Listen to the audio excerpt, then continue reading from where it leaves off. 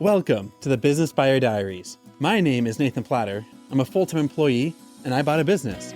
I did everything right, from finding the deal, handling all the due diligence on 63 opportunities, and ultimately bought a profitable gym. And boy, was I in for a big surprise as a new owner. I chronicled everything in real time, including the biggest wins to the stressful nights at 2 a.m. I'm sharing my journey without sugarcoating anything, so you don't make the same mistakes that I did. Here's today's episode. All right, good morning. I don't have my microphone today, so the audio is not my favorite, most likely coming through, so it's going to be decent audio. But, all right, we're starting a new week. We have like 3 weeks until the next challenge starts. So what we're doing is we like to do like a current members challenge. So all the members that are currently members, they get to invite a member, or like a friend or a family member for free to come do kickboxing and strength training for the next couple of weeks, completely free. And so it's a promotional referral. Come in, check it out, try it out. Folks that are already at the studio, bring in friends and family so that they can get a taste of what you're enjoying as well. We don't do a huge emphasis on referrals. Industry go-to and standard is that yes, you need to do it. However, I don't trust my current sales follow-up agency to do that. They've really struggled with figuring out our classes, our schedules, how our calendar works, and even hand-holding and telling them like, hey, here's how it works, here's what we need to do. They still are forgetting like when our class schedules are, and it's not working. So I'm canceling out that vendor. Even when we've had like weekly check-ins and meetings, they will forget to like, here's an example. Like they'll schedule a time with me on Friday at 2 p.m. to do a catch-up, and then they'll schedule a brand new calendar appointment with me at 4 p.m. and they'll just ghost the 2 p.m. time frame.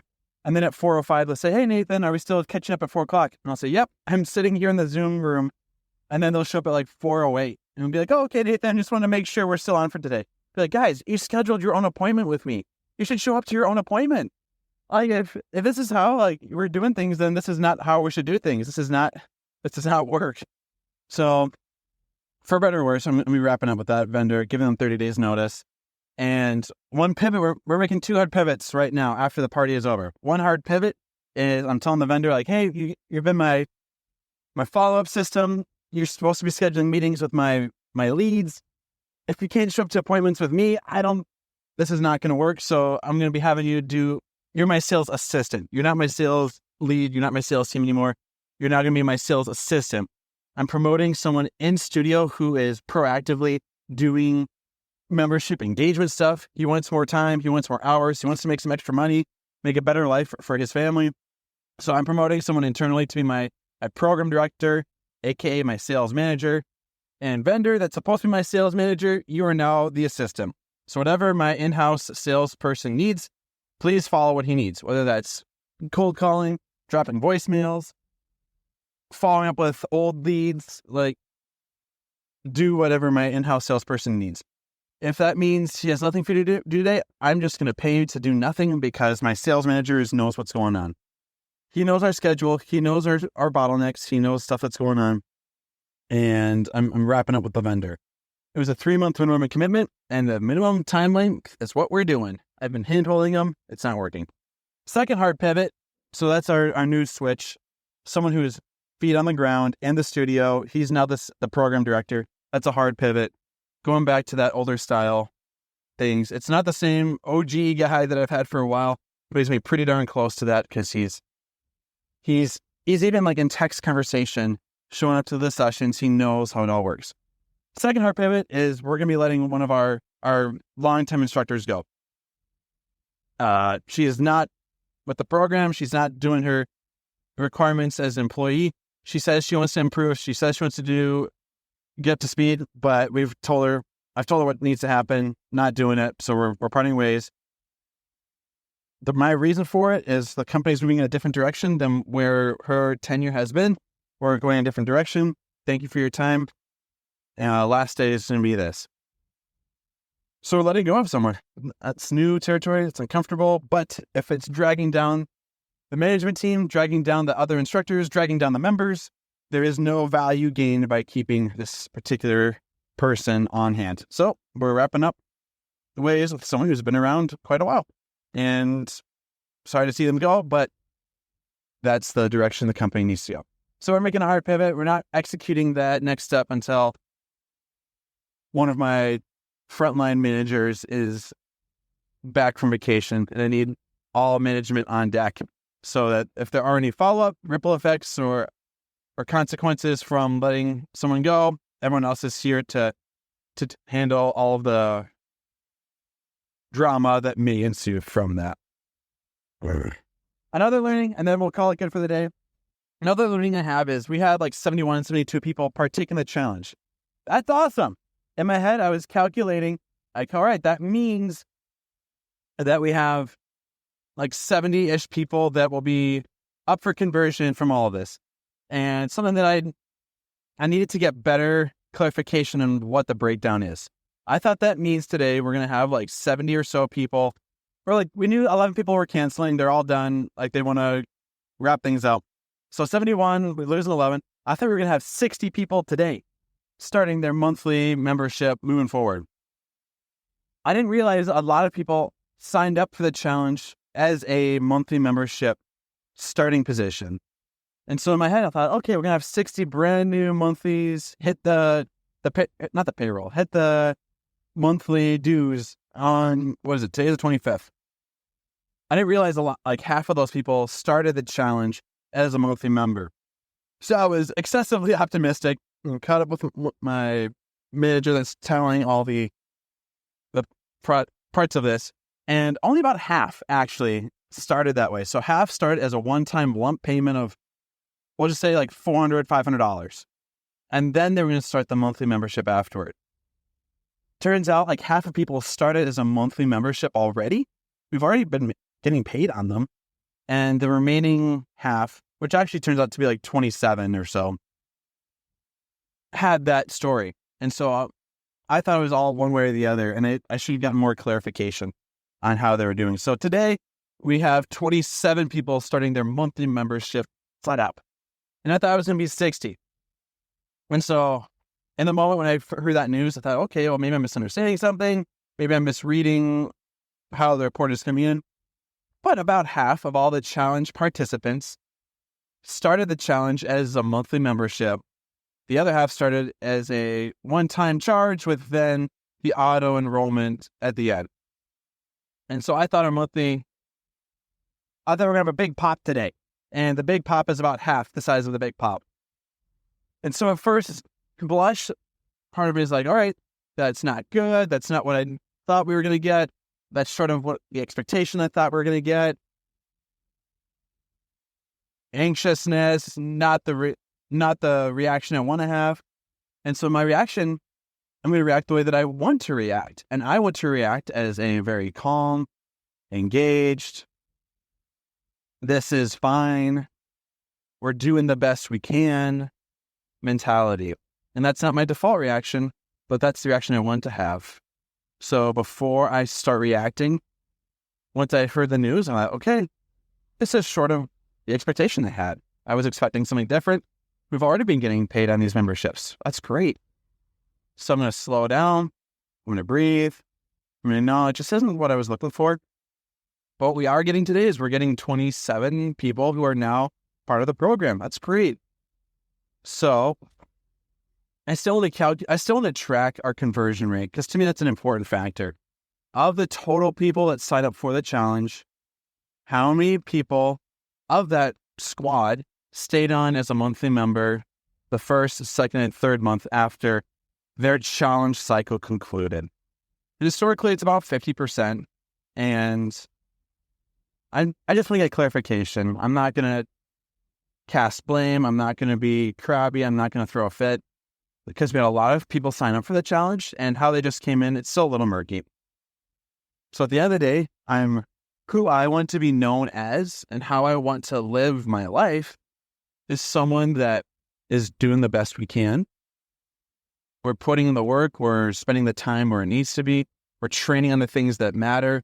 We have a high success rate on the things that matter, like a customer satisfaction score, on a retention rate, on a new batch of members that are signing up, on a solid ROI on the investment we're making into our marketing dollars. that we have a strong sales funnel so that when we spend $1,000 on ads, we know exactly how many members we're going to get from that and what our return on investment is from that hard work. And when something's not going very well, then we either scale it back and do less of that thing, or we improve how we do it so that it still is a meaningful thing to be doing. And so all that to say, when I heard the news that wasn't quite what I was anticipating, just pause, just take a breath, and give myself about 3 to 5 seconds to process that information and that acknowledge that disappointment. I realize, okay, did we spend the marketing dollars we need to spend? Yeah. Did we have a good cost per leads? Yep. Did we convert those in this last challenge crew when we had a lot of leads and a lot of appointments and a lot of challenge signups? Did we have the right number of people? Yeah. Well, did we have great returns on our ad spend, return on our investment? Like, yeah, we actually had very good returns on those. All right, good. Do we keep a high percentage of those people? Absolutely, we did. Okay, so what's wrong? We did everything along the way. What is wrong? And at the end of the day, nothing is wrong. We ran the playbook. We did the right things. Maybe just not enough volume. Maybe that was the thing. All of the steps of the people that stayed each step of the way, the retention, the next phase, like we had a very efficient, effective model, a sales funnel, a retention program, an engagement rate. Everything worked. The only thing just wasn't right was enough people to join the program. So, okay, that is the hiccup to improve in the business model. And to be known as someone that can breathe, instill confidence, to pinpoint, hey, here's where we were hoping for, here's where we ended up, here's what we need to be doing to get things up to the expectation I was hoping for. And so at the end of the day, do I have realistic expectations? Am I instilling confidence in my team? Are we doing the right things? Absolutely. This current challenge coming up is looking much leaner and much smaller. I was hoping for about 15 to 20 sales last week. We had 2. And so a year from now, I would be thrilled not doing the sales team that we had last week. And that's mainly the vendor, the agency that I was working with. And so I was tempted to just stay the course, train, improve. We're on a crunch time. We don't have time there is a ticking time clock and I can't continue on. So I'm pivoting hardcore. I'm going to double up on my cost of my sales team by paying a vendor as well as paying someone in-house to rise to my program director, sales manager. In the moment, it bites, it hurts, it's expensive. I don't know if it's going to be I don't know if we're going to have a solid cohort for this next challenge, but I know we're going to have a smoother process by working with someone in-house. That's where we're at, man. That's where we're going. The goal to be profitable for the end of the year, that's looking a lot tighter now. I don't know if we're going to hit it, but I was thinking this morning, final thing, and then we'll call it good. When you're a pro athlete, your job is to train your body, train your mind, train for the Super Bowl, train for the playoffs, train for the regular season, train for the preseason, train for the off season. You don't stress about the second half of the Super Bowl when it's preseason. You stress about making it to the next phase. And then from there, you will stress about making it to the next phase. I pull the future into the present way too much. My job is to make it to the next step.